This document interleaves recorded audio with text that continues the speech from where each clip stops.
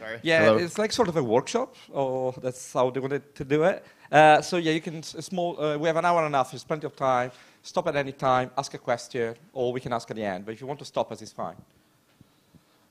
All right, so just to give you a little context about Xbox today, recently Phil Spencer, who's our boss, was promoted at Microsoft. He's now on the executive leadership team, reporting directly to Satya Nadella, which should give you a fairly good indication about how the company is viewing gaming right now. It's a very critical part of Microsoft. They were definitely put to rest here a couple of years ago, and it's been exciting seeing the transition. It's been exciting seeing the corporate focus. I've been at Microsoft for 10 years, and you know, when I first started, Xbox was a little bit of an island. We were kind of out on our own, and now we're very integrated in the, you know, at the highest levels of the company. So it's been really kind of fun to see the transition. Last year, we launched this thing called the Xbox One X, which is kind of a new way of treating consoles. You know, I think both us and the other platforms have in the past have had these mid-generations refresh, which are usually kind of a form factor change. You know, Sony obviously had the PS4 Pro, you know, the year before, but Xbox One X has come out and has kind of reinvigorated the Xbox ecosystem. You know, we think it's the world's most powerful console, and so you may wonder how we're kind of treating, you know, the marketplace with the two consoles. So we have the Xbox One X, the world's most powerful console, and then we have the Xbox One S, which is we're calling the best value in games and entertainment. So we're looking at really as a family of products. We still sell a lot of the Xbox One S's, and you know, there's all of our games work across both consoles, so it's still an important way for us to treat the marketplace. But we're really excited about the potential that the X brings to us. So we look at it as a device for true 4K gaming. All games play better on the Xbox One X. The system works better. It's a snappy kind of, you know, really responsive device, and it offers a lot of potential for people who are making games and want to show off, you know, the best graphics and the best presentation. And a lot of ID Xbox developers jumped on board pretty quickly. So we have over 150 titles that have been updated or launched supporting the X. And nowadays, most of the titles launching are actually supporting the hardware, especially because it's very straightforward. It's not a new generation. The XDK is the same, so it's very, very easy to optimize your game and get your game to run at 4K or take advantage of the different features. It also has implication on your visibility on the marketplace, which we're going to talk about later. And there's just some of the quotes we've gotten since we've released it. The response from the press has been overwhelming. It's been really fantastic to see how people have accepted the console. You know, we've seen great quotes from Polygon saying that, you know, this is the most powerful console hardware on the planet and all existing games will work better. You know, Eurogamer's first impression suggests Xbox One X is indeed capable of producing tangibly improved versions of key third-party titles, you know, which obviously we're seeing come to fruition in the marketplace these days. So with that, that's just kind of how we're looking at Xbox. We're going to jump into ID at Xbox specifically, and hopefully most of you know what ID at Xbox is, but if not, ID at Xbox is the program by which independent game companies can bring their games to the Xbox One ecosystem. And when I started ID, mostly of the partners were relatively smaller partners. Now ID embraces every kind of developer. The bigger focus for ID is digital partners. So you can be one man in a room, or you can be a larger company. If your focus is digital, you're going to most likely work with ID at Xbox. So we give an updated GDC on some numbers. So over the years, since the launch of the program, we launched over 800 titles on ID at Xbox game, which is plenty of content, but it's not titles that have launched in the last month or 2 months or 3 months. It's actually titles that have launched over 4 or 5 years. We're going to be 5 years old in August. Over 477 studio, probably what, 480, 85 now, launched titles, and from every individual continent except Antarctica. So we've had a couple of titles launching from Africa. We're actually expanding now the territories, the countries in Africa we support with dev kits. So the program has been really growing. Over 2,800 studios with Xbox One dev kits all over the world. It doesn't matter the size of your studios, big or small, plenty of engagement. Over 1,000 games are in development, or over 1,000 games have been declared to us by developers. When they will launch, whether they launch or not at the end, we don't know. ID Xbox partners are self-publishing. So they just declare a title to us, they have a publishing agreement, and they will come at some point, or not come. Gamers, we have been looking at the stats over the last couple of years, really for the first time last year, and it's been quite interesting. Over 4 billion hours has been spent playing ID at Xbox game from our fans, and then it's like, oh, 4 billion hours is a lot. And then when we did the math, it's like over 450,000 years. That's really put things in perspective. So the Xbox fan on Xbox and Windows 10, they really like your games. And we talked about this GDC. So from launch of ID at Xbox, the program has generated for developers and us over $1 billion in revenues. So that's a lot of money. But what's interesting that at Gamescom, so it's about 9 months ago, we announced over $500 million. So in a matter of like 8-9 months, we doubled the amount of revenues we have done for the program. And that's mostly due to some outliers, some titles that really outperformed everybody's expectations, but also very, very strong sales for titles that are not the outliers. GDC, we showed a slide comparing the top 20 in the first half of the current financial year, compared the top 20 in the previous half of financial year from previous financial year, and all the top 20 this year are generating way more money than the top 20 last year. So yes, there are some big titles that move the needle, but also we know that the ecosystem is growing. People are spending more money. And internally, we have buckets of revenue. So we look at titles. We sort of create various buckets, like the titles have generated $500,000 in one single year. Titles have generated 500 to 1 million, 1 to 5 million, and more than 5 million.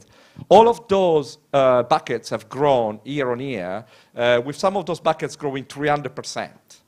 So there is not just the outliers that are moving the needle. In general, there is a very, very positive impact on the ecosystem. People are more engaged than ever. Said that, not everybody becomes a millionaire. Not everybody will get the investment back. We don't have a magic wand that we're making everybody successful. As every other media, digital store, any other business, there are winners and losers.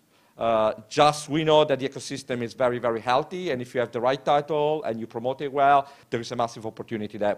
Opportunity is growing. So just quick revising a bit what ID at Xbox is. So as Glenn said, we allow people like you to bring your titles to Xbox and Windows 10 with Xbox Live.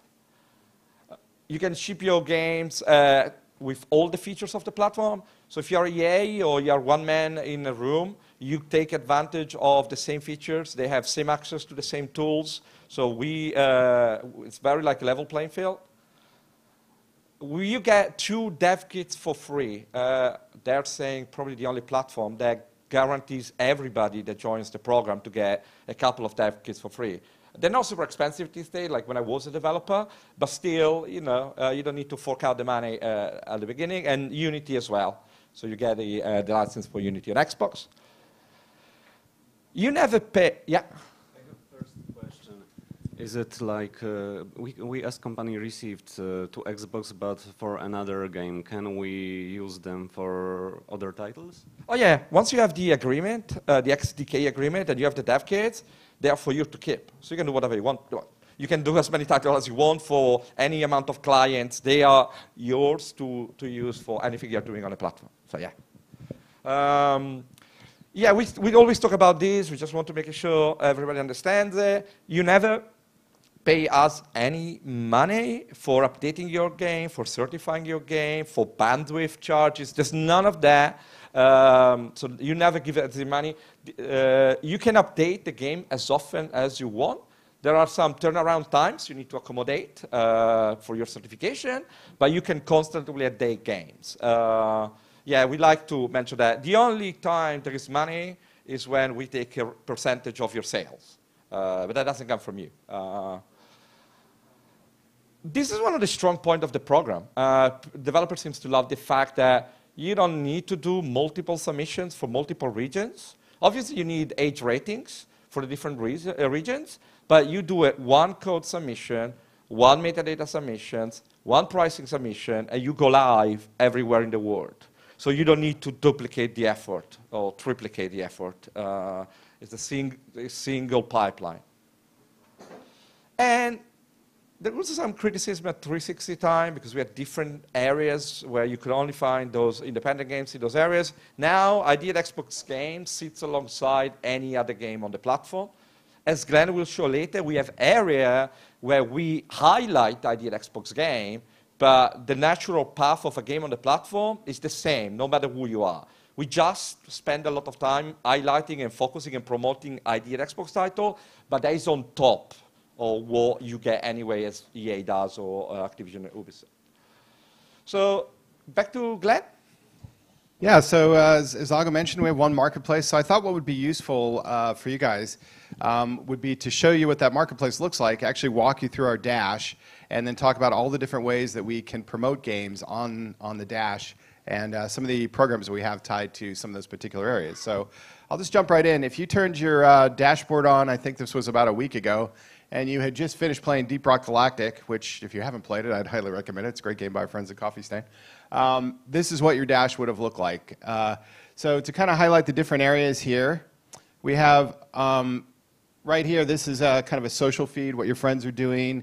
This is a system feed. So if you get a message from Xbox Live, that would show up there. And then on the far right is our one promotional spot that we have on the home page. So if you move the cursor over there and click on it, then the artwork for that particular promotion takes over your dash. So this was a program we ran called Game Fest, which I'll talk about in a little bit later. So you can see the artwork for that has taken over the whole thing. And then below that, this is just recent games played. And then we have, am I going backwards here? Oh, yeah, and then we have the Gold Lounge, which is right there. And if you click on the Gold Lounge, it looks like this. So the Gold Lounge is a really important area on the dash because this is where people go to get their free games once a month. And then we also have a featured area here where we feature various things like Xbox Quests. If we were doing a free play weekend or something like that, it would show up there as well. And then directly below that, we have the Gold Lounge, the Deals with Gold channel, which is a pretty important driver of revenue in our discounting program.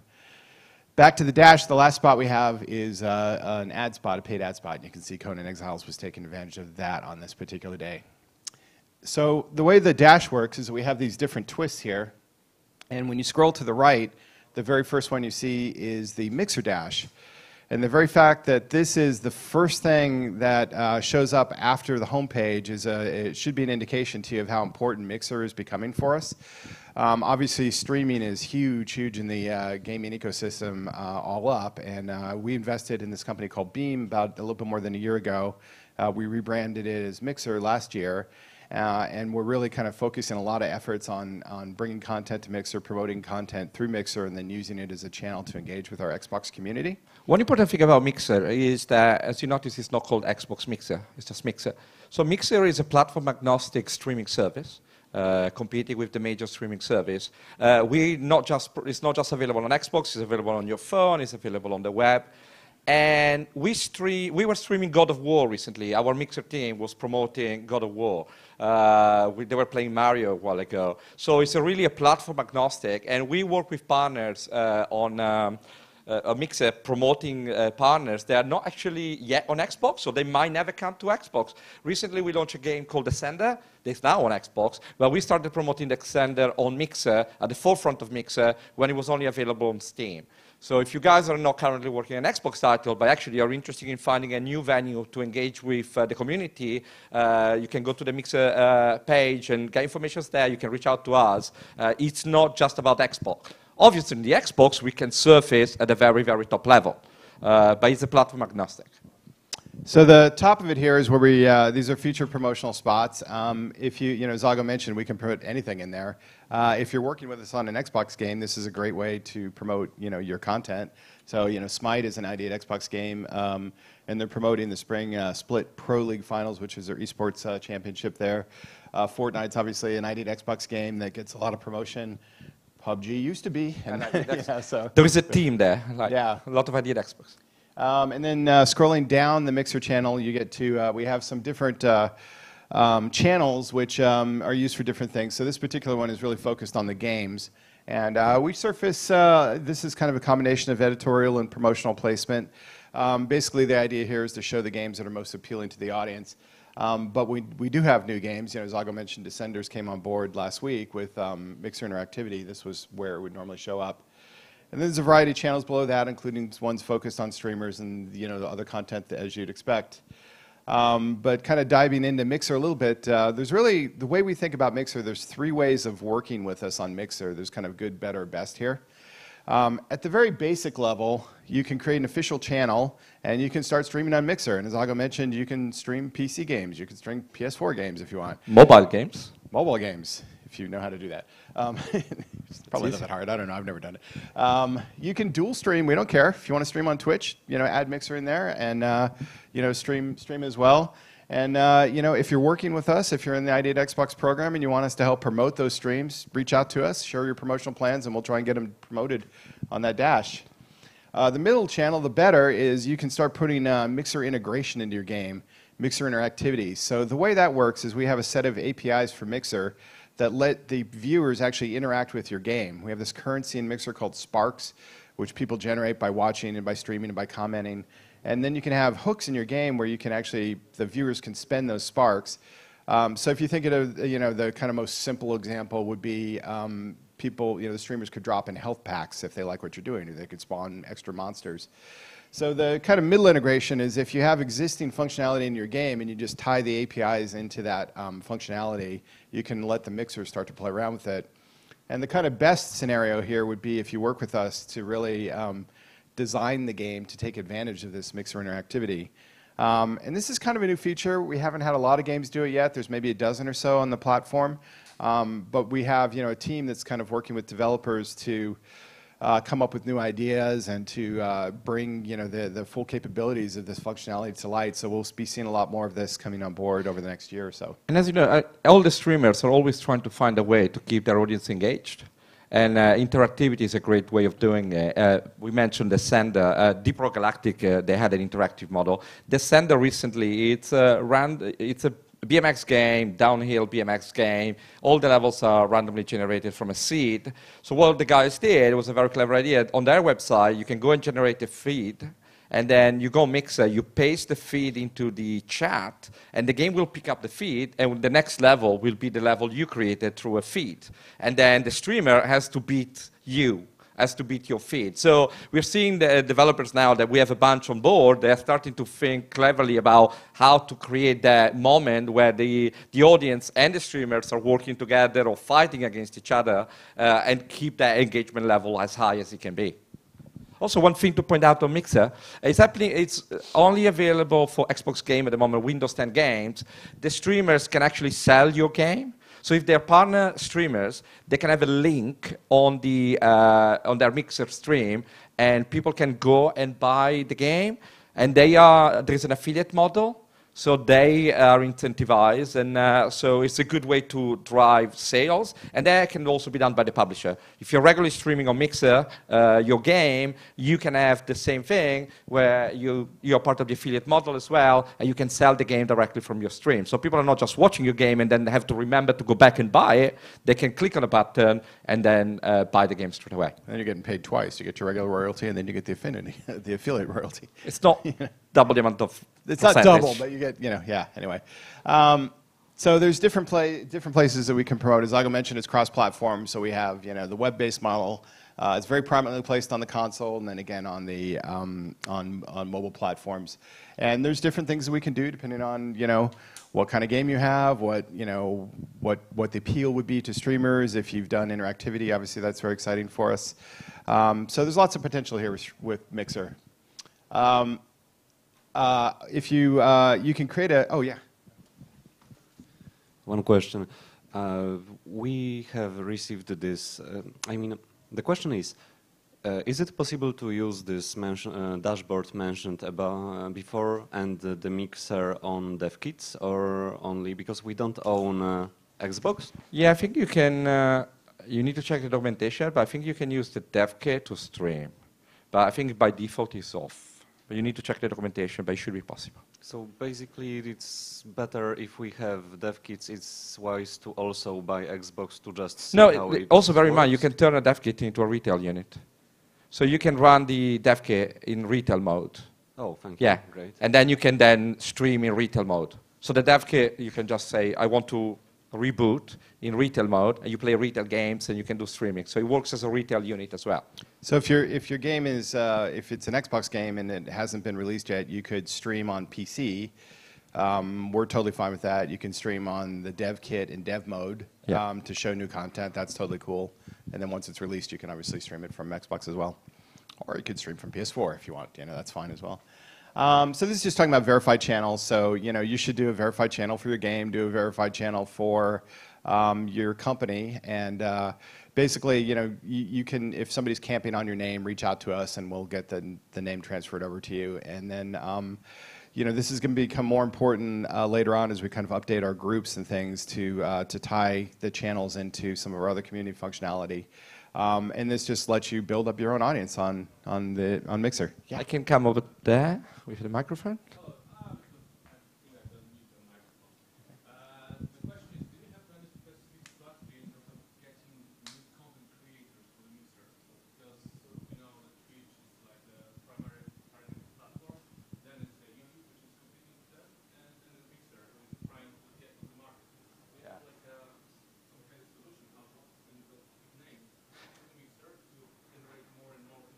You're talking about the streamers, the content creators?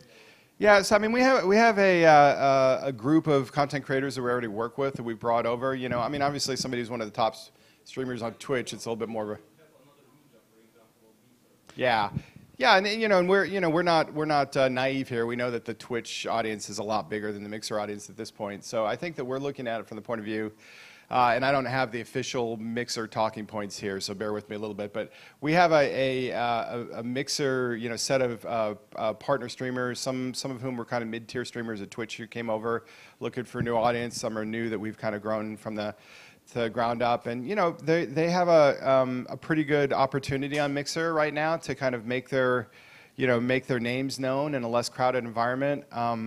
Mixer has done a fantastic job of being really good about curating what's acceptable and what's not acceptable. So we hear from a lot of content creators that the environment is a lot less toxic and a lot more friendly. And I think a lot of streamers find that appealing. And then, it's obviously a very significant part of the Xbox ecosystem. As I mentioned before, it's right there in the second channel in the dash.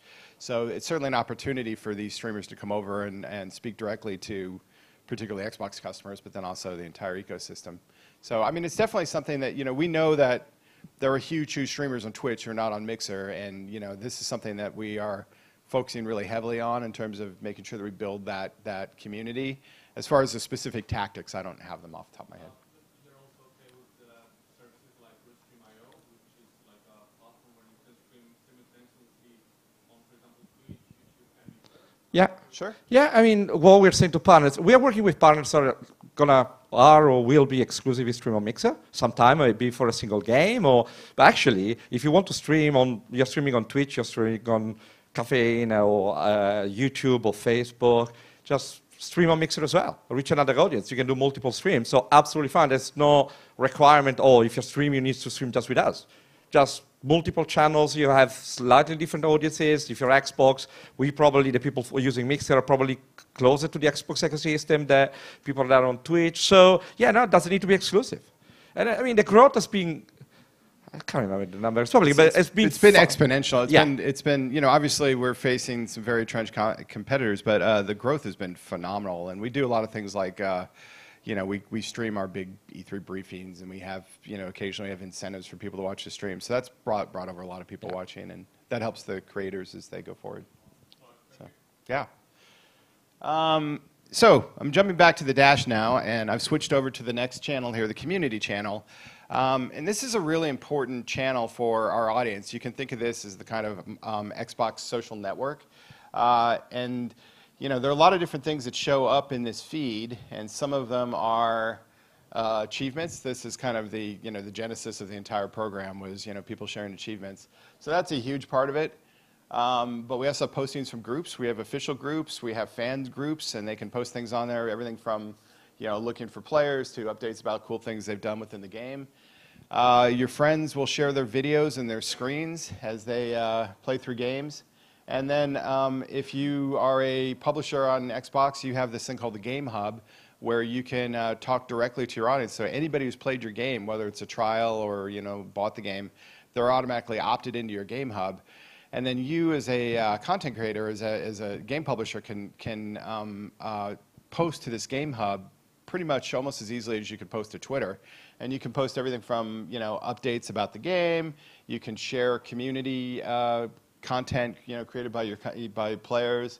You can share contests. You can share discounts. Anything that you want can go in there.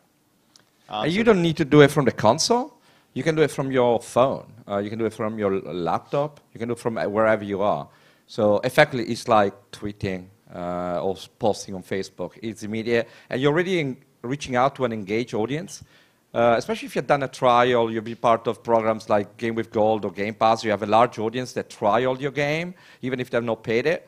You might have thousands and thousands and thousands of followers. Probably more than you might have on Twitter or other social media, so you really want to engage with them. Yeah.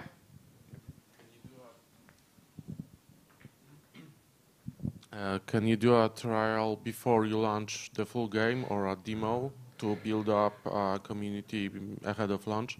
Yeah, so we have two different programs. We have a demo and we have a trial. And the difference is the demo is actually a separate product. So you would create a separate game, and it goes through the cert process separately. It doesn't have an automatic upsell at the end, so when you finish a demo, it'll just say, thanks for playing the demo, go buy the game. And it exists. We have a dedicated demo channel on the dash. That's where the demos live. Because it's a different product, if people are opted into the Game Hub on the demo, they won't automatically be opted into the Game Hub of the base game. But a trial is something you just turn on when you can do a time trial as easily as just setting the amount of time. And you can also create a custom trial that sits within the existing product ID. And then at the end of the trial, when someone's played a trial, they'll say, thank you for playing. Click here to buy the game right now. So there's immediate upsell. And anybody who does a trial is automatically opted into your Game Hub. So you can have a trial during the pre-order period, and we're going to talk about pre-orders in a little bit, but you would have to plan for that in advance. You'd have to finish your game far enough in advance to turn on the pre-order and then engage the trial. But that's definitely a kind of a best practice if you have the bandwidth in your dev schedule to do it. These are just some best practices for working with our community feeds. Post often. It's like a Twitter feed. Not everybody will read it every day, so you want to post regularly every day so that you get people. The community postings are really important. So screenshots and videos are what do really well with audiences, particularly if people are having fun with your game and you share that with other people playing the game. You can cross-promote your games if you have multiple games on the platform. You can cross-promote your friends' games, which I think is really important in the indie community because all you guys are friends, hopefully. And if you want to promote your friend's game, then they can promote your game, then you can kind of build the cross-audience between the two of you. This is kind of, some people have different feelings about achievements. Achievements are still very, very popular with the Xbox community. I personally love them, so there's nothing wrong with having a couple of achievements, even if they're low-level gamer score achievements pop early in your game. They'll show up in people's feeds right away, and you'll start getting people, seeing that, especially if some of the top, the people with a lot of followers start playing the game. And knowing that your friend is playing a game is a big validator for purchase. Everybody knows this. It's not just another platform. Knowing people will go and buy what they know their friends like. So it's good to see in my feed that Glenn might be playing a game. Might be a validation for me to say, if Glenn is enjoying this game, you should go and check it out. This is just a kind of a technical one. If you're logged in with the account of the game that you run the Game Hub on, and you play Call of Duty or something, any achievements that you pop in that game are going to show up on your Game Hub. So that can be a little embarrassing if you're playing, Yeah, if you don't mean to. If you want to do that, or you want to play one of your friends' game, and you want to say, look, I played this game, it's great, you have achievement, you want to help each other, it's fine. But bear in mind that if you're using that account, every file will appear to thousands of people that you're playing COD. So. Yeah. And then create and manage official clubs is really important. You can directly communicate through your audience through the Game Hub. But then if people get into the games, they're frequently looking for the clubs, particularly for multiplayer games, because they're looking for people to play with. And if you don't create and manage your own official club, the fans will do it, which is great. You want to have those fan clubs. but then they control the communication to your audience instead of you controlling the communication to your audience. So you want to do both. So I take a wild guess that there are a lot of Steam publishers in the room, right? And you know, Xbox Live has evolved so much that you can do pretty much everything, any type of activity you do on Steam at the moment that you learn about over the years, you can replicate those on Xbox and be very, very efficient with your communication. Okay, so now we're back on the dash. I skipped over the entertainment channel because that's mostly for movies and TV and is not really so relevant to most of us here. The next channel over here on the far right is the store. It is buried over on the far right, but the thing about that is that's where people go when they are actually looking to buy games.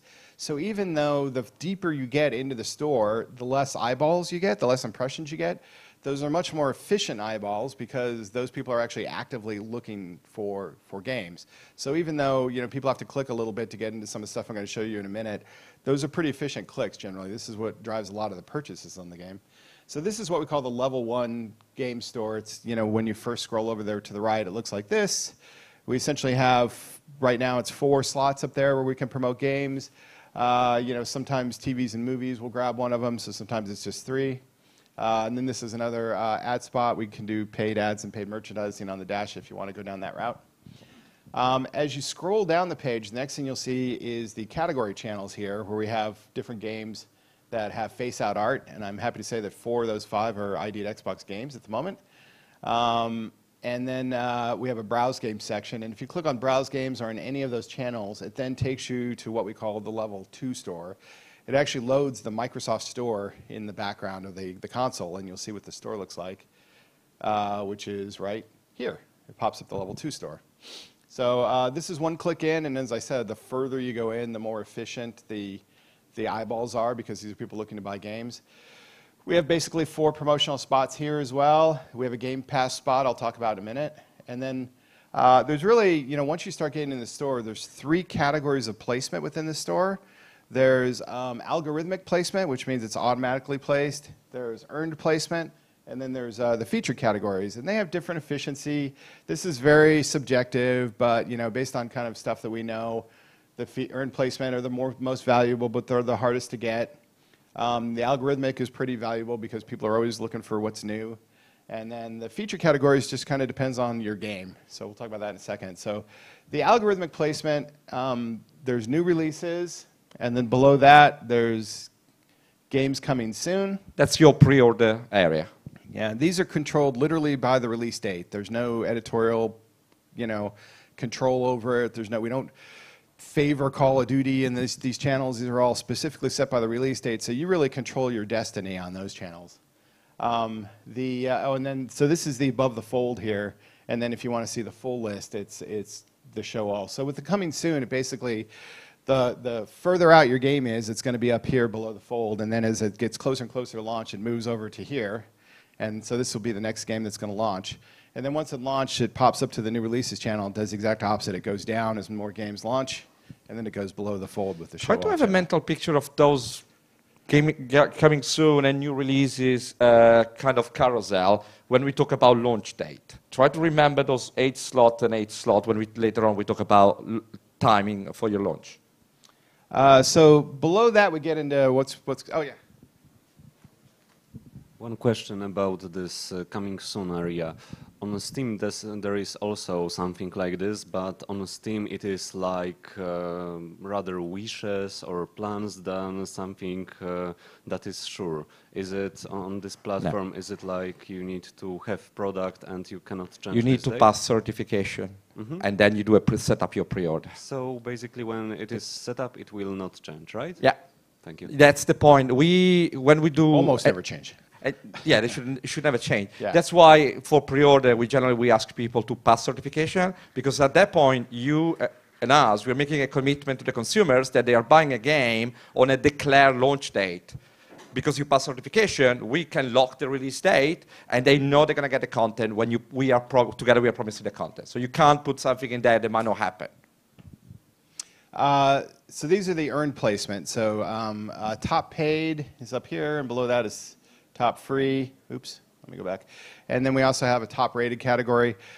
These are literally controlled by who buys the most games, and then the top free, it's you know, which ones are the most downloaded and which ones are most played, and top-rated are based on the ratings. So the good thing about ID at Xbox being included with every other game on the platform is that you're not treated differently. We don't have a separate section for ID at Xbox where they're all off by themselves. The bad thing is you're treated like every other game on the platform, so you're competing with Just Cause and Fortnite and, you know, Grand Theft Auto to be in this top paid category. So it's, you know, a lot of times, you know, you'll see, you know, Conan Exiles, an ID game. And, you know, a lot of games will actually end up showing up there, particularly when they do well in a sale.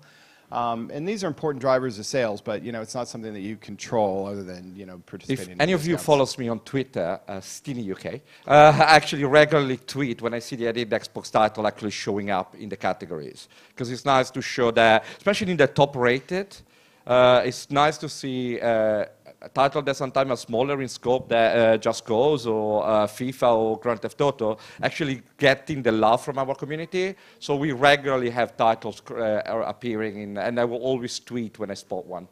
Yeah. Top free, it's actually most of those are ID at Xbox Yeah. games. We've Roblox, you know, Skyford shows up there all the time. You know, it's very common. So then we have the featured categories, which is based on, you know, what, you know, you control this based on what your game is. So there's basically 4.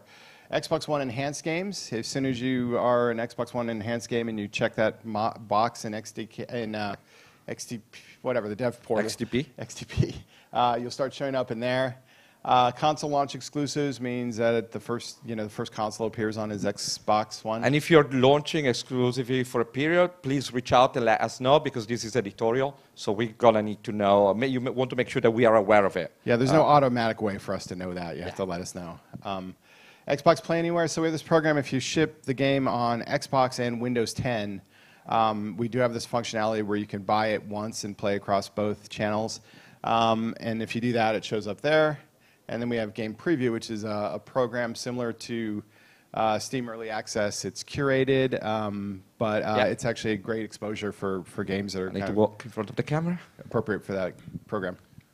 So what is the requirement to be featured in the Xbox One enhanced games? I know you need to set the checkbox, but what does the game have to implement or feature to pass the requirement for the checkbox?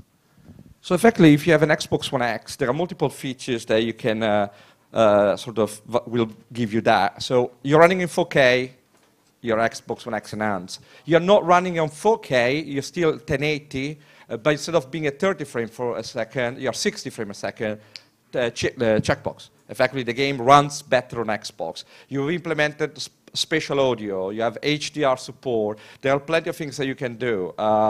Realistically, if your game runs on the base Xbox 1080, you can run it at 4K on X. There's plenty of power there, so and it's pretty straightforward. Really should take, to get it up and running, should take you a few hours, and then obviously you want to check the game if everything is fine. We recommend to everybody to get an X. We can do a loan for a few months, 3 months, so you don't need to buy, it's just for an upgrade, and take advantage of that because there is promotional opportunity. Not just that, then you have people like Digital Foundry that will go and check your game on X and the base. So you want to make sure that what you're declaring is actually correct. So just having better frame rate on Xbox One X, which I can safely assume if it's lower than 60 on non-X, is fine to have it? Yeah, and you can reach out later on, and we can get you to talk to one of our tech guys to give you advice in what you could potentially do. The more you do, the better it is, because our fans, and we expected that, they're now seeking games that will run on 4K, or they take advantage of the locking the frame rate at 60. Some developers don't increase the resolution. What they do, they take advantage of the extra power to have a lot of special effects. So we don't dictate what you do. So it's open. You decide what to do, but we can give you advice. I think a lot of games too will really benefit from it if they do a good job with it. So I look at a game like The Vanishing of Ethan Carter that came out on Xbox earlier this year. They had 3 different options. You could maximize the frame rate, you could maximize the resolution, or you could maximize the texture. I forgot what the middle one was called, but I saw a lot of people commenting on the fact that they would play the game for a while with one setting, and then they go and play with the other, and then they play with the middle, and they really kind of enjoy the difference. You know, and a lot of it depends on what kind of TV you have too, as to which one's the best experience. Yeah. Thanks. Hi, Mirek again. I have a question about specific genres, niche genres like virtual reality. What do you think about this, and do you also promote this kind of stuff? What was the genre? Like virtual reality, VR. Oh, virtual reality? Yep. So we don't have a VR offering on Xbox One at the moment. So we work on virtual mixed reality on Windows 10.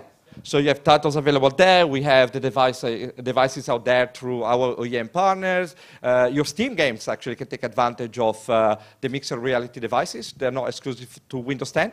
So if you have a mixed reality game or virtual reality games on Steam, it's not Windows 10, fine. You can take advantage of those. But there is a Windows 10 space. So virtual reality is not something that we are doing at the moment on our console platform. But if you have a VR game that you can port to Xbox One, that's fine as long as it works in a flat kind of experience. So obviously you can be in multiple of these. If you look at Deep Rock Galactic, they're actually in all four. If I'd scrolled over a little bit more here, you'd see them. So it's just based on what your game supports. Yeah. One more question about Xbox One X featuring. Yeah. I'm not sure if I understand it properly. So there are, in current generation, there are two Xboxes, Xbox S and X and S.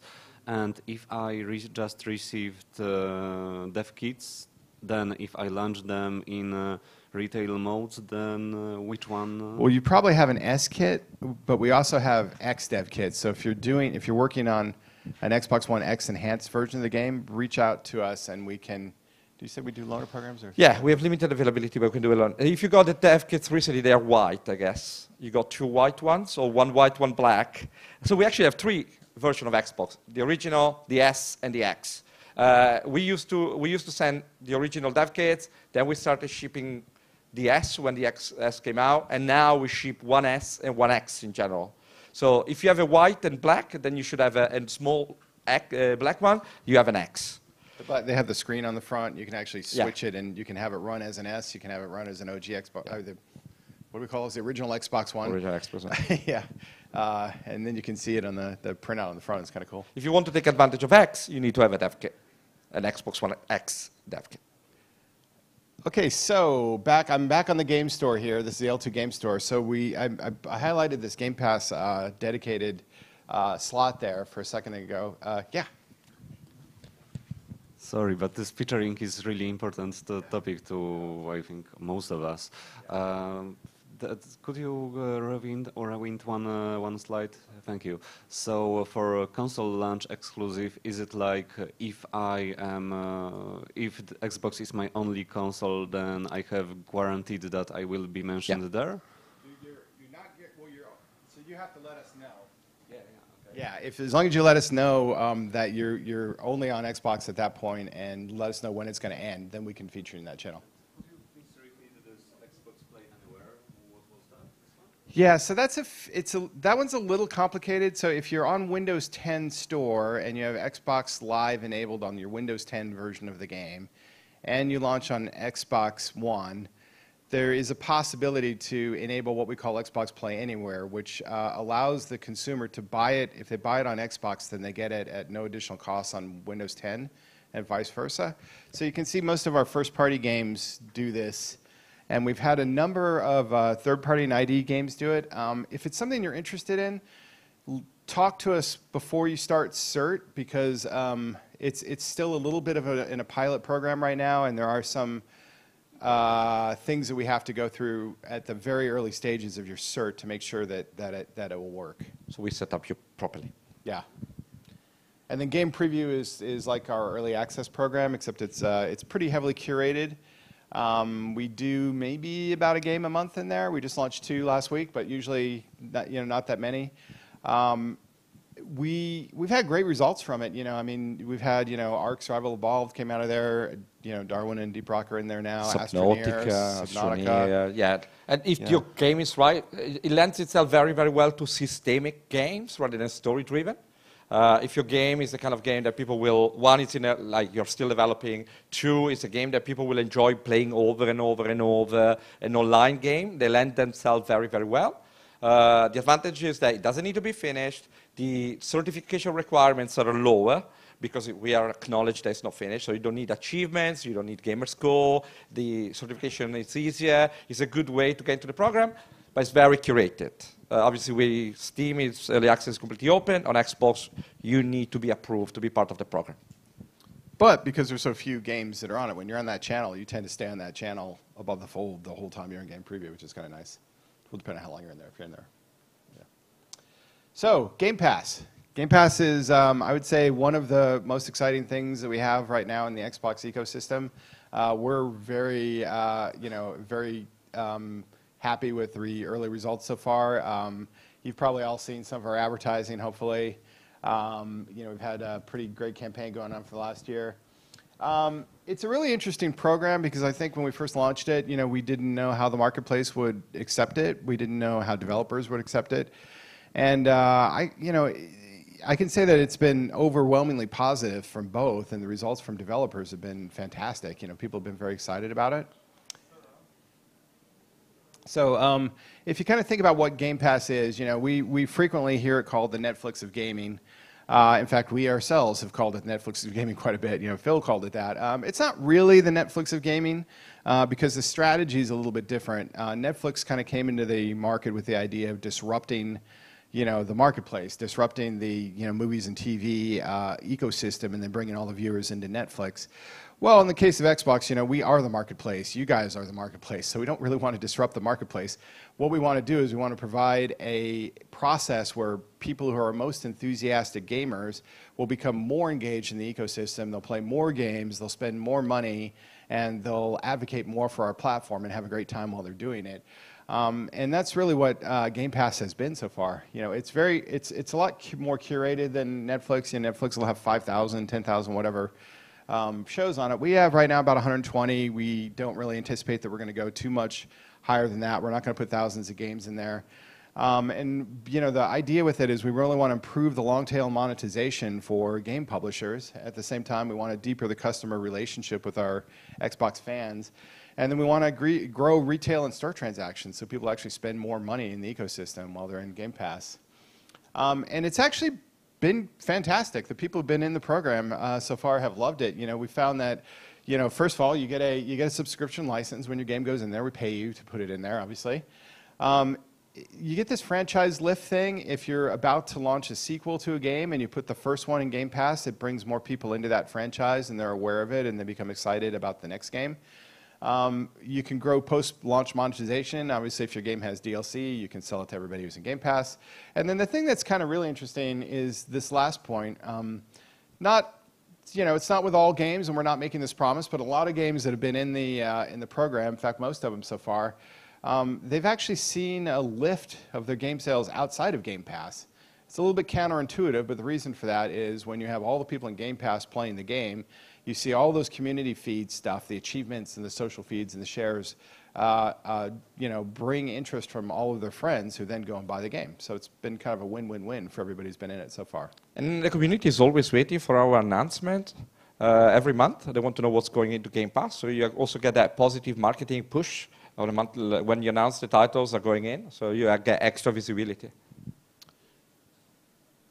So, moving on. Anybody have any questions about any of that before we move on to the next section?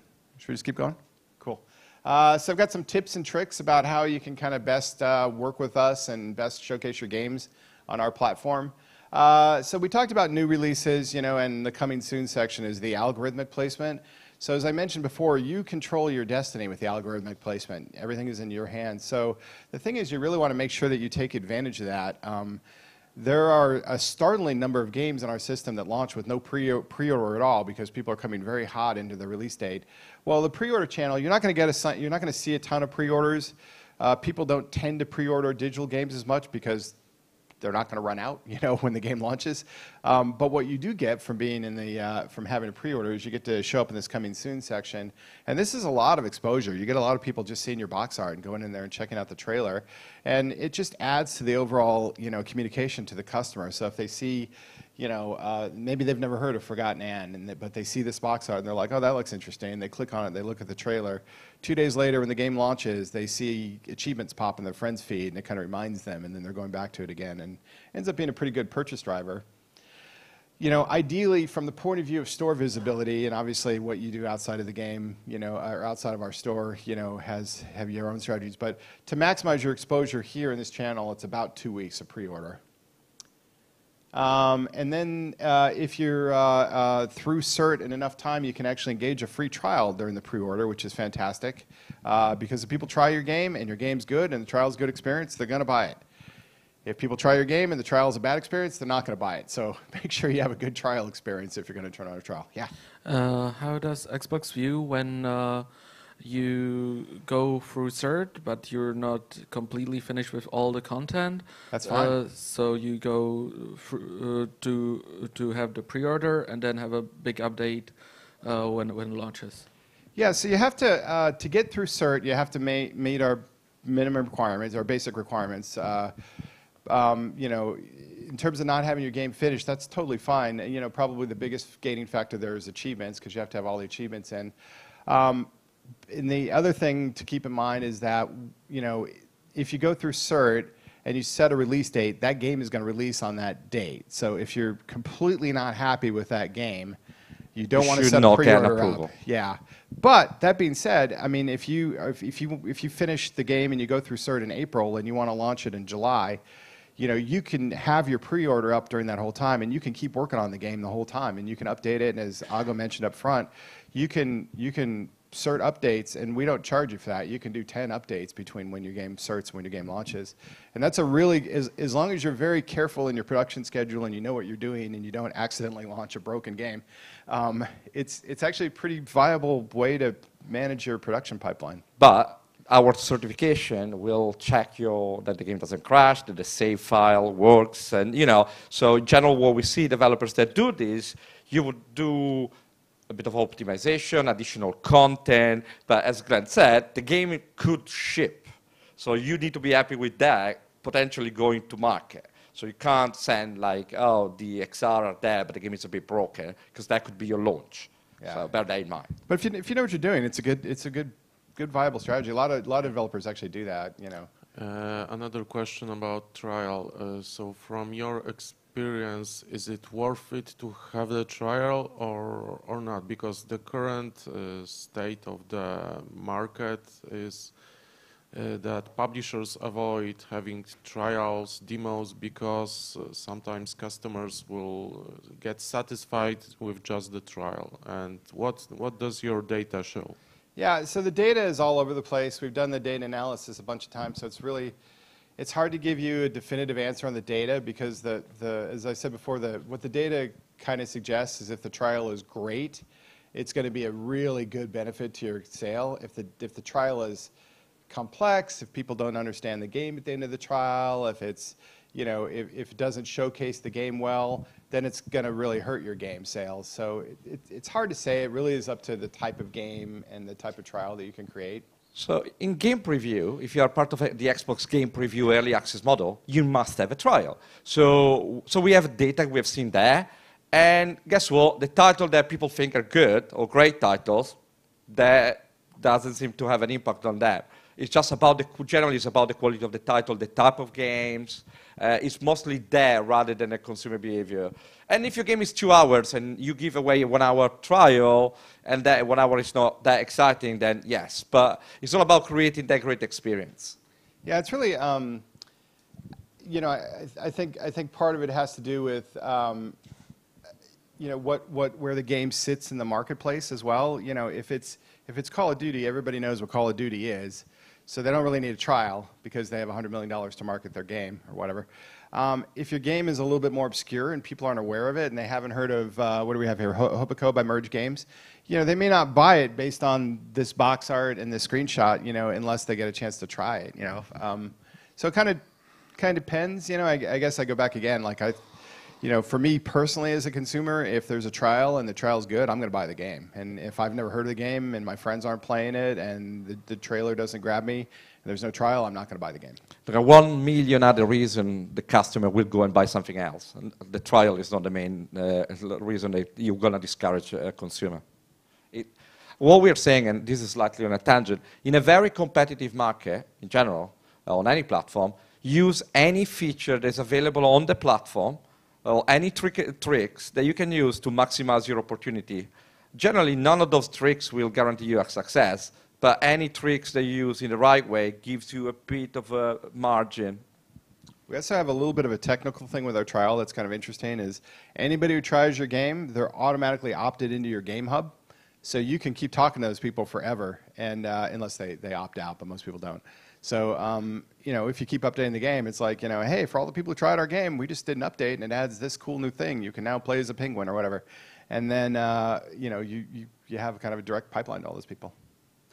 I have two more questions about this. Yeah. If user buy a game and he doesn't like it, is there option to get a refund like on Steam? Yeah, so we don't have an automatic refund process at the moment like on Steam. You probably have seen some stuff in the public news about how we were trying it. We're trying it through our Xbox Insider program. So there might be more about that coming on right now, but at the moment, no, we don't have a publicly available automatic refund process. Yeah, come that way. So again, on trials, can we add trial post-launch? And if Yes. it doesn't work out for the game, sales are reduced or whatever, can we remove it after adding it? Yeah, you can add it whenever you want. You can turn it off whenever you want. You can change the length of it. We have the trials. You can set an automatic time trial, or you can create a custom curated trial, which is really the best way to do it, where you showcase a particular part of the game. It requires a little game code, but you can switch from a time trial to a curated trial. I don't know why you would want to, but you can switch from a curated trial back to a time trial. You control all that yourself on the development portal. Cool. Let's see, where were we? We are at. We're still talking about algorithmic placement. So new releases. This drives, considering where it is in the dash, and you're 2 clicks in to get to it. It drives a tremendous amount of traffic and conversion to purchase. So maximizing your exposure in new releases is really important. There's really 2 ways you do that. The first is on your ship date. You got to pick the right ship date. So we ship on Tuesdays, Wednesdays. As of last week, we now ship on Thursdays and Fridays. We don't ship on Saturdays, Sundays, or Mondays. And you can pick any day you want to ship. Here's what we recommend. You can ship on a Tuesday. If it's critically important that you ship with other platforms, primarily PS4, we don't recommend shipping on Tuesday. And the reason is all the big retail games ship on Tuesdays.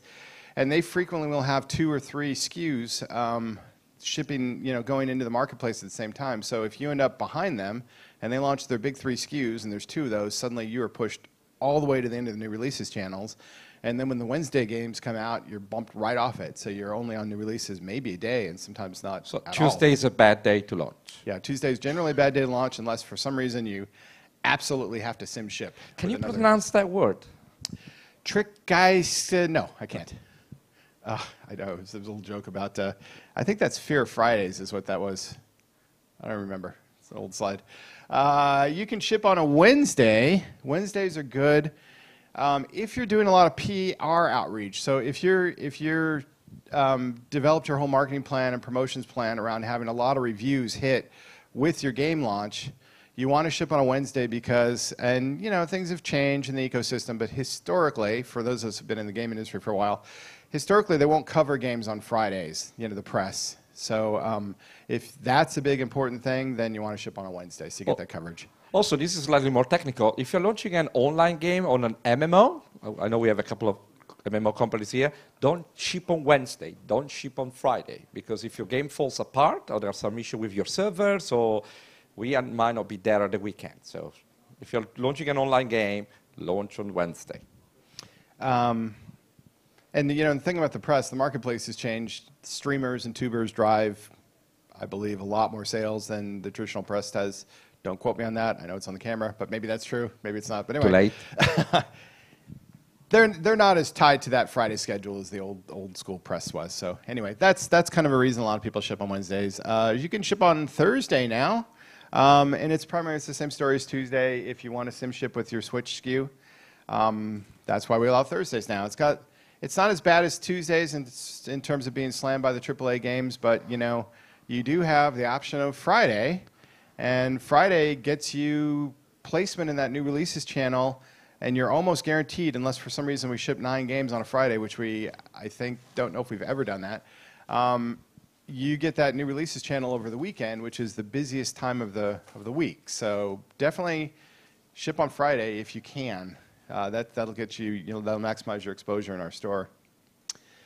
If you have a couple games on our platform, or if you have games plus DLC, as long as it's marketplace available DLC, you can create a bundle, and then bundle gets you right back in new releases again. So you get another bump at this exposure in the channel here. I got to say the kind of multi-game bundles, particularly if they're not thematic related, they don't tend to be big sales drivers, but what happens is you get this extra exposure in the channel, which brings interest to your base game and can actually generate base game sales. And plus, setting up a bundle takes almost no effort at all other than creating the bundle artwork. So there's really not a downside to doing it. And then you can run bundles in sales, which is kind of a good, they're generally pretty good offer in sales. This is, whoops, I lost the... We lost the feed. We have half an hour. Oh, I was going to say, are we out of time? No, we have an hour. Yeah, I got a question more.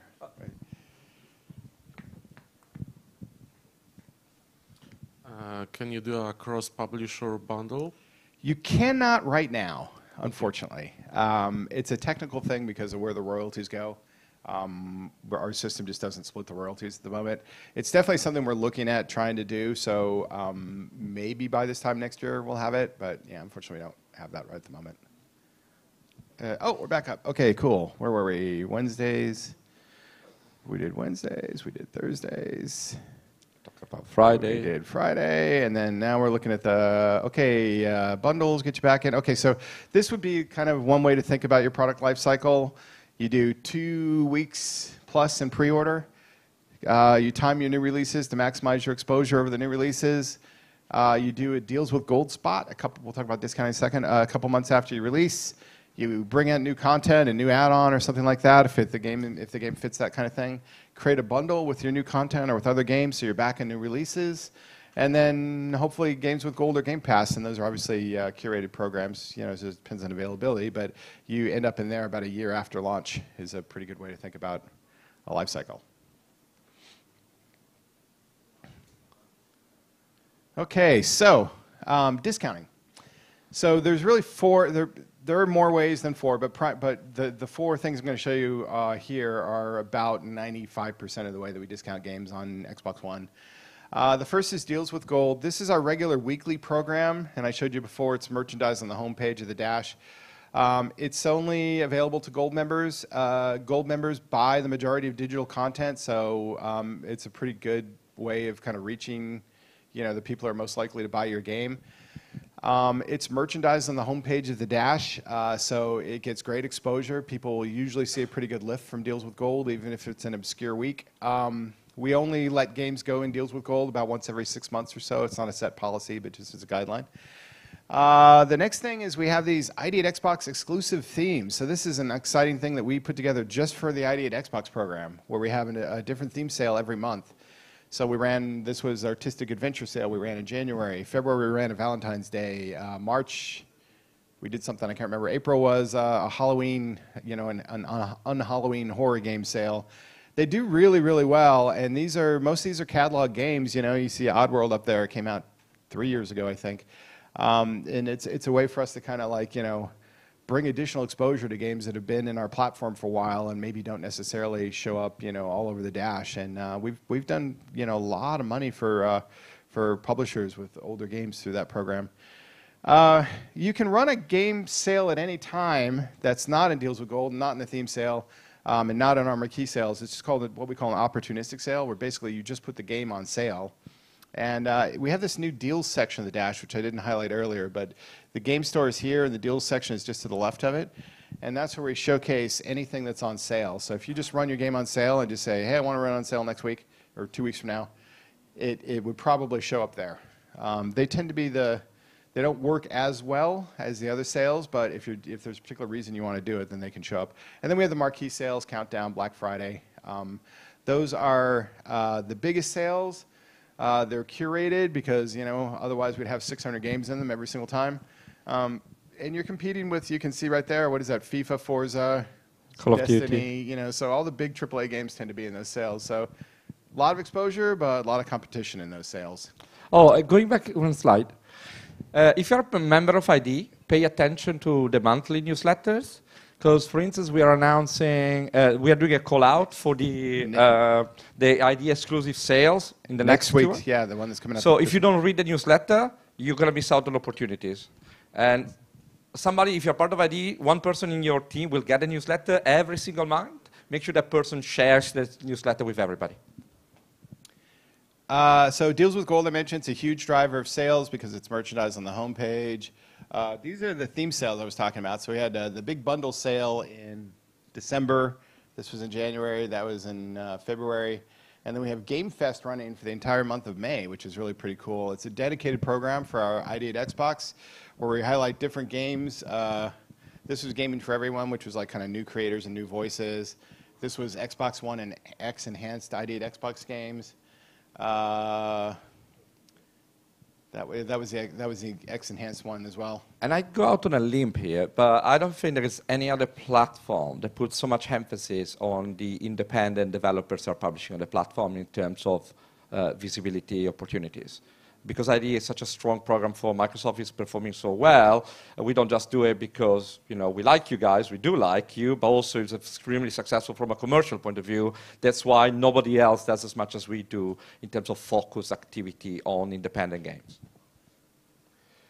And then these are the opportunistic sales. I mentioned they're good for if you're doing a publisher sale or if you're doing a cross-platform sale across other consoles and you want to time them together. But they don't tend to get as much merchandising, but because they're in the deal section now, they do get some. So, and the last one are the Marquee Sales. High barrier to entry because you're competing, they're curated and you're competing with all these big games. Generally, they're pretty good, but I would say they're really a good opportunity for high-profile, recent titles. They're really a bad opportunity for kind of smaller games that have been out for a while. The ID theme sales are a much bigger opportunity for those kind of games. When should you launch your game? So this is kind of, we're into the tip. So tip number 4. I keep forgetting where we are here. When should you launch your game? There's a lot of debate about this. So, we pulled a lot of data. And people argue about it, ad infinitum. But from a general 1,000-foot point of view, this is a good time to launch, the first third of the year. This is a horrible time to launch, the last third of the year. The caveat I'd say is that December has actually worked out okay if you launch right here in these 2 weeks after the big retail titles are all done and before the sale. That's the worst time of the year to launch. Yeah. I should say I'm speaking specifically for digital-only, smaller, independent-type games. If you're Call of Duty or Red Dead Redemption, you can kind of launch whenever the hell you want. Again, if you're an ID titles like Cuphead was, you can launch at any time of the year. Doesn't matter. Almost. But unless you get to that level of visibility and hype, you need to be very, very careful. And very, very important is anything you do in your development, any decision you make in terms of features, budgets, whatever, it will change your launch date. We would never say launch an unfinished game, but always bear in mind when you take development decisions that you don't end up there. So if you end up there, you need to have enough money to delay to the first third of the year. So bear that in mind, because a lot of developers get here, try to launch in this middle ground, and then they run late, and then end up here, and it was like, well, I run out of money. And effectively, all the money you invested, the opportunity is diminished because you're launching in the worst, terrible time of the year. And the funny thing, I have this conversation with developers every year where they say, oh, I'm gonna launch right here, and I'm like, you know, or right here, and I'm like, why would you launch on top of Call of Duty, you know, or this year? Why would you launch on top of Red Dead Redemption? And they say, oh, I'm counter programming. All the people are going to be on the dash to play Red Dead Redemption, and I'm going to be the only other game, and people are going to love it because, you know, there'll be this, you know, when they're tired of Red Dead Redemption, and, you know, and I'm always like, No. you can try it. You know, it's never worked. The only exception I would say is that there are a few party games that tend to launch kind of around the holiday period, Black Friday, you know, and into December, and they actually, because people are looking for that kind of content, there's maybe some argument to be made there, but in general, all of the money, all of the attention, all of the time, all of the reviewers, they're all going to those big AAA games really from about the first week in September right up until Black Friday. You know, they're just, unless you have a really unique proposition or a tremendous amount of momentum going into your launch, that's just a really rough period to launch. We need to speed up a bit. Okay, we'll go fast. And then this area here, depends a little bit on, you know, there's some, this tends to be the slowest time of the year in terms of general sales. August is really good. The problem with August is that a lot of games launch in August trying to jam out before before the retail titles come. And this is just kind of, as I mentioned, this is a really busy period, you know, people trying to get their games out. So even though it's a good sales period for ID Xbox games, it's harder to break Stand through. out. So, tip number 5, what do they think about your price? This is very different if you come from Steam or particularly mobile. The way we think about price is very different on console. If you're less than $9, people are kind of thinking, maybe it's an impulse purchase, but why are they selling a, you know, $3 game on a console? That seems weird. Maybe the value isn't there. So these games don't tend to do as well. 10 to 15 is an okay price point, but you're really signaling that you're a smaller game. 15 to 20 is a very common price point for our games. They do very, very well at that price point. But you know, the games that are 20 and above are by far the most successful games. Obviously, the game has to justify the higher price point. If a game is a very small game and really should be priced at $5, you try and price it at 25, it's not going to work at all. Yeah.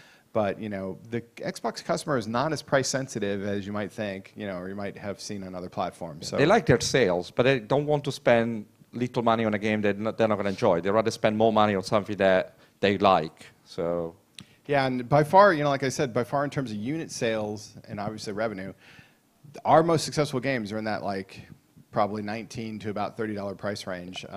So if you feel that your game is worth that money, don't think that charging cheaper, you know, or charging less for a game is going to do better for it. It probably won't. So you can just see some sales points here. You know, the higher you get, the more the more they sell. So discounts. I won't dwell on this, but you know, our general rule of thumb is you have to have a meaningful discount. Like if you're discounting the game by 50 cents, nobody cares. But again, going back to that point before, customers aren't really that price sensitive. So the big 70% discounts don't do much for us. You know, occasionally they'll work, but you're probably going to sell as many units if you're discounted at 30 to 40% as if you're discounted at 60 to 70%. And obviously you're keeping twice as much money at 30%. So it's probably a better thing for... And don't discount on day one. Don't do, yeah, I've got that later. Don't oh, you got that anyone, later, yeah. sorry. Don't price waterfall your game, and by that, a permanent price reduction. If you come from the retail world, you know that there's a whole, you know, philosophy about price waterfalling, that you get pushback from retailers and price protection, all that stuff that's really crazy and hard to deal with. On digital games, you don't need to do it because we don't care about, you know, shelf space. We're not pushing you to cut your price. Customers don't usually care. They don't really monitor that. They're much more interested in discounts than they are in the price waterfalling. So we kind of discourage that unless you really screwed up in the pricing. These are just some tips, things not to screw up on. Number 10. This applies across platforms, so this is not just useful on Xbox. Number 10, if you price your game 99 cents on iOS and $19.99 on Xbox, most people won't notice, but if people who do notice, they're going to review bomb your game, which is not good. Number 9, don't Google Translate your metadata. This happens a lot. I get emails from my Russian team almost monthly saying, yeah, you know, I was looking at this game description and it just absolutely makes no sense at all. They obviously Google translated it. That's just like holding your middle finger up to an entire region if you, you know, Google Translate your metadata. So use a professional service, or there are some crowdsourcing things. Number 8, put some thought into your marketing copy. I know that's a really obvious thing to say, but a lot of people just glaze over it. People should know what kind of game they're playing. They want a little idea of what the story is and what the character is. If you're not a native English speaker, run the copy by a native English speaker or a translation service, to make sure that it's professional and competent, for the English markets and obviously for other markets as well. Make sure your keywords, for your alternate search include alternate spellings and misspellings of your game name. Trailers. This one is really obvious as well, but your trailer needs to be on your game detail page when your game launches, because that's a key driver of sales. And when you go to the game detail page, the trailers start playing automatically. You don't need your trailer in there to start the game, but you need to make sure that you get it in there in time enough so that it's there on launch.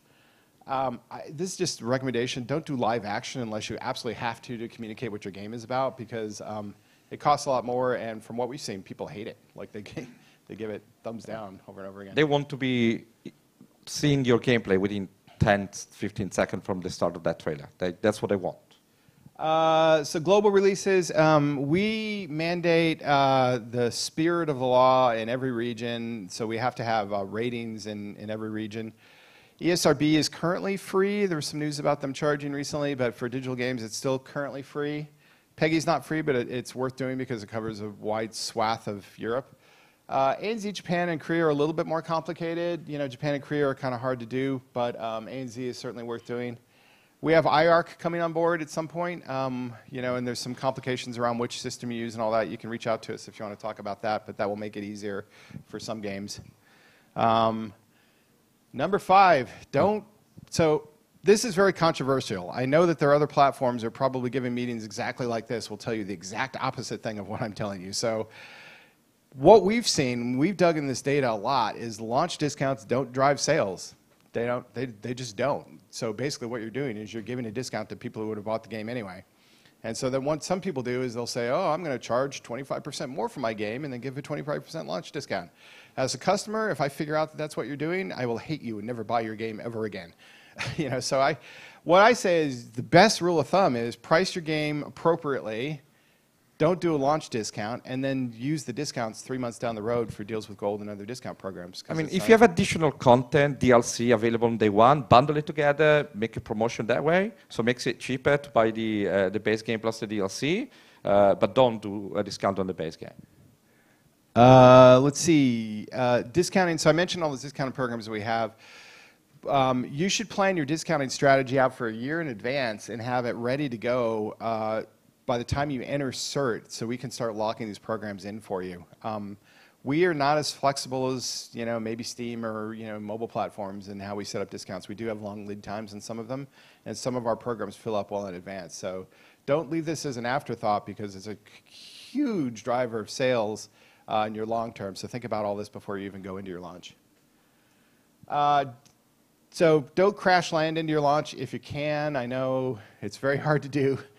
Most people end up, starting the game 3 weeks before they launch, and it's like, they're desperate to get it out. In a perfect world, you would actually search your game a few months before you launch. And to the question earlier, you can actually keep adding content to it. If you do that, you have plenty of time to set up a pre-order, plenty of time to start driving people to that pre-order, plenty of time to start building a community and a marketing plan. If you do all of that and if you cert the game and launch the game, exactly 10 days after you cert, you don't have any opportunity to do any of that. You're missing a key driver of your day one sales, which is going to have an impact on your entire product lifecycle. And I've been a platform of working in digital for 13 years, 14 years, and we always get this question, right?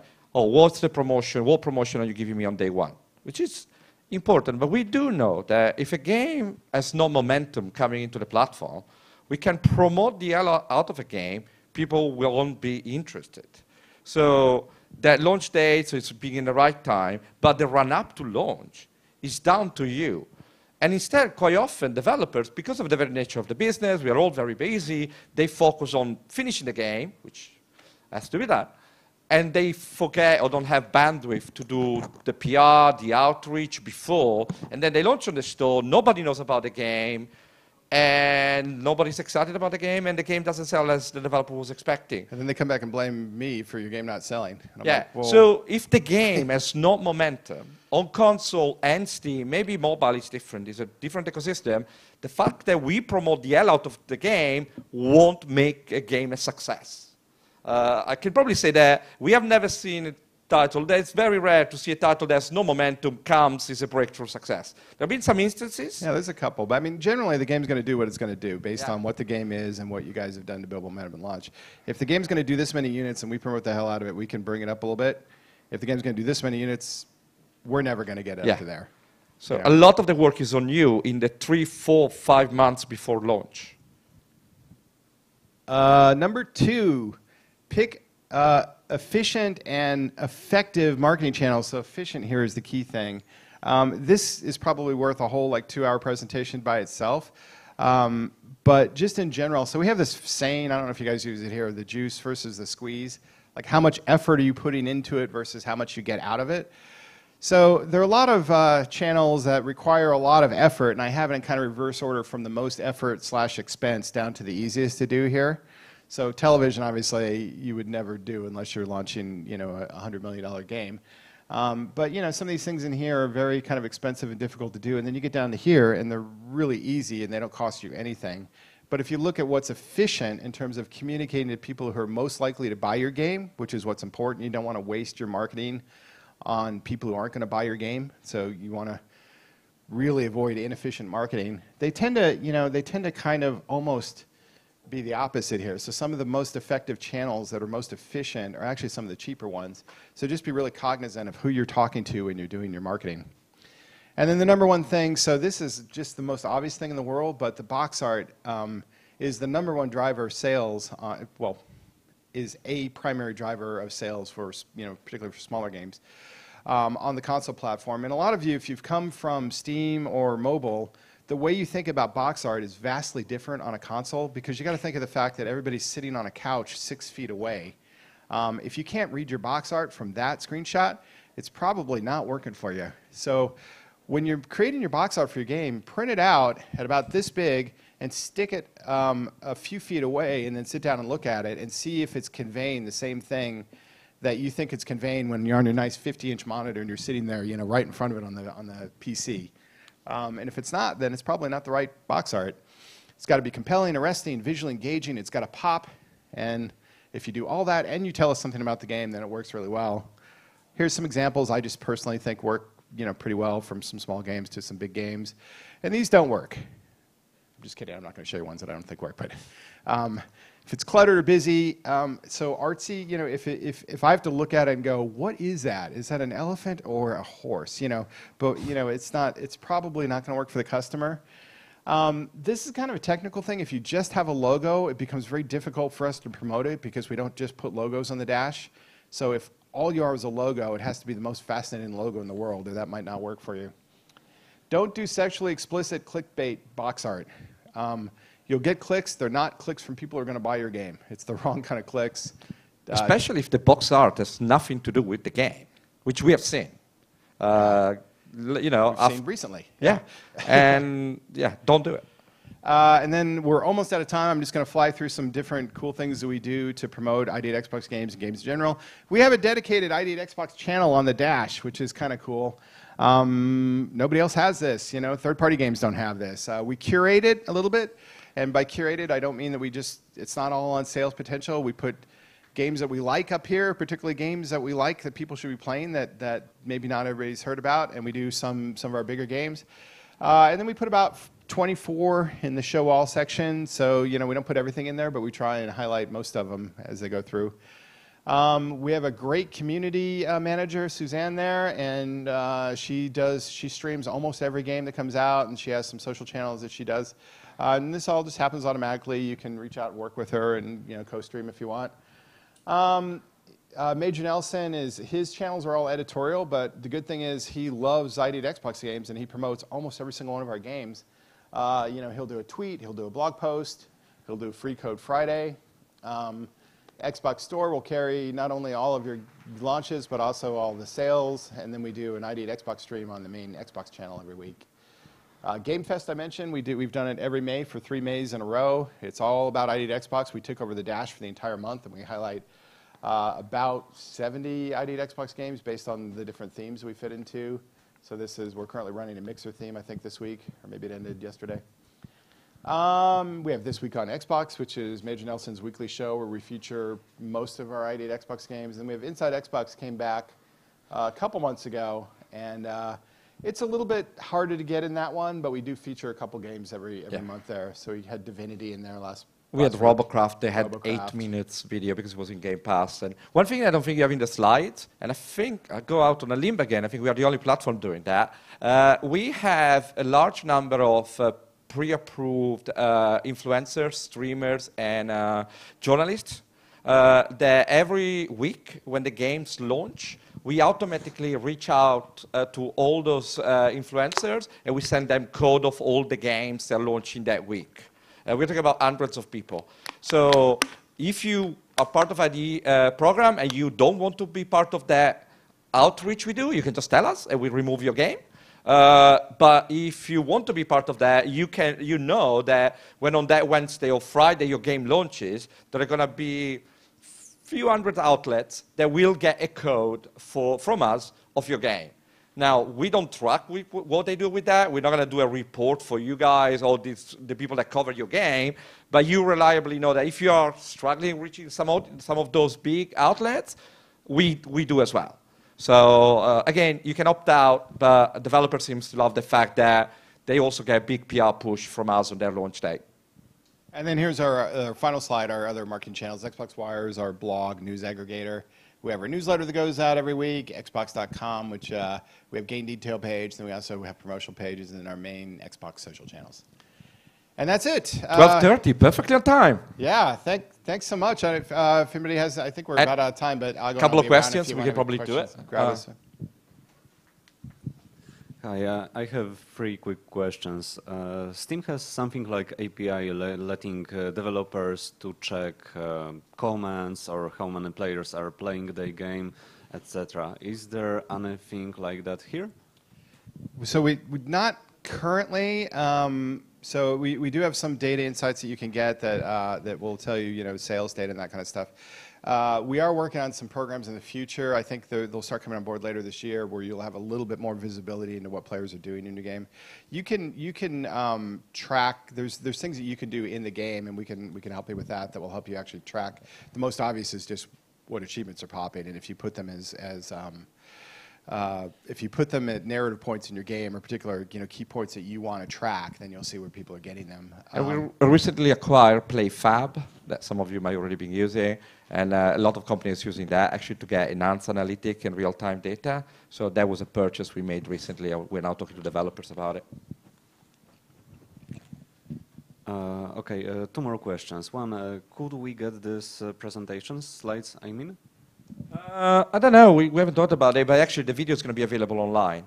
So I'm going to talk to Sonia about the slide, how that works, whether we can do a PDF or something. Okay, and last But if you're signed up in the ID at Xbox program, you can just ping the ID team, and we can send them to you that way too. Okay. Yeah. Okay, and last question. I suppose that just like Steam, some percentage of revenue goes to developer and some to the store. Is this something, is there a standard number, or it is something that we can negotiate? It's an industry standard revenue model. We don't talk about it publicly, but It's an industry standard. You make your... It's a slightly different business model. We run a retail model. So it's slightly different, but it's an industry standard average. If you look in your TLA that you signed when you joined the program, I'll have all the details. Yeah, I wasn't here from the start, so I'm sorry if you talked about that or something. So what are the costs of publishing on Xbox, and how do we get to ID at Xbox program? I didn't put the slide up with the link. That's fine. Xbox.com/ID, and you register. As an ID at Xbox developer, we sign an NDA, you send your consent submission, then we approve it, we give you an XDK agreement, so the agreement that allows you to get the dev kits, they are free, and then your publishing agreement. There's no cost. Well, developing a game has cost, and the age rating is a fixed cost, but you never give us any money.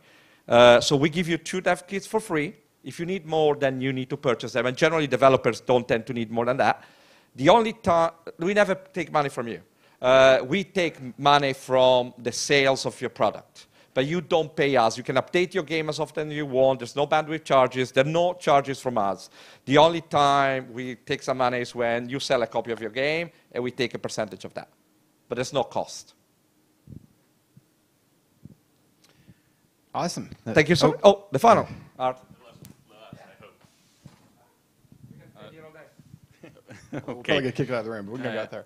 Okay, well, as far as I can see, the rules at ID Xbox are more loose, let's say, because 3 years ago we tried to get into, and we didn't get approved.